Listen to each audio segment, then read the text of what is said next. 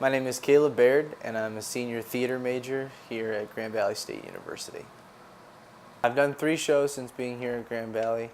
My favorite's been Macbeth, which is part of Bar to Go.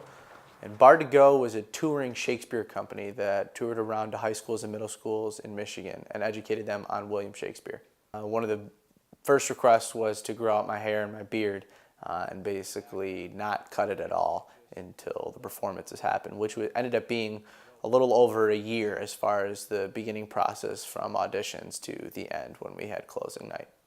It was a really cool experience because I was very involved in the production side of it as far as setting up, handling of my own costumes, my props, making sure that they were in order. And that's not usually typical of most actors in a basic show that takes place in one house. And since we were a touring company, you're much more involved because you take on a multitude of jobs that you have to fulfill. Whenever I'm cast in a role for a show or a film, the first thing I do is I begin by reading it beginning to end. Sometimes you're not able to do that, but that's the first approach that I take because I want to make sure that I understand my character, who they are, what they're doing, where they are, and what takes place within that story that I need to make sure that I'm connected with and emphasizing if I have any conflicts with any other characters. Outside of acting and going to school, my biggest hobbies would be, I'm an avid outdoorsman. I really enjoy learning about agriculture and animals and nature.